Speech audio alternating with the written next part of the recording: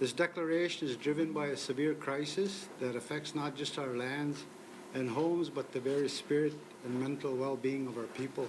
I'm here on Peguis First Nation in Manitoba's Interlake region, where the community has declared a state of emergency due to the ongoing health crisis. The chief says this is in direct correlation to the devastating floods that have impacted this community, the worst of which came in 2022. Peguis First Nation has endured persistent flooding over the years, resulting in damage to infrastructure and housing.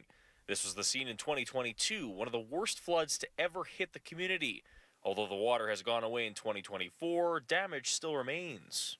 This state of emergency is declared to urgently address these critical mental health needs, along with ensuring housing safety and bolstering community resilience. The chief says Peguis First Nation members' social, mental, and physical well-being have been impacted negatively from the flooding.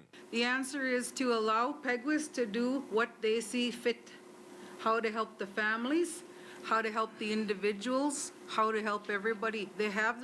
Peguis has their own answer. Cindy Spence says flood damage has impacted education for students in the community. Until government comes and sits down and starts to address this issue with Peguis First Nation, they're keeping our people in poverty and they're taking away from the education rights of the students of Peguis First Nation. Since 2000, Peguis has suffered an average of one flood every 2 years, the worst of which occurring in 2022.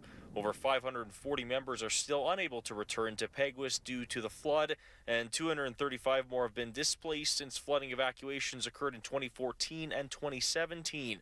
The community has recently filed a $1 billion flood damage lawsuit against the feds, the province, and 2 rural communities. The Peguis Chief and Council, Chief Bird and his council, are committed to working with both levels of government to try and find a solution quickly to prevent future disasters from harming Peguis and its community members.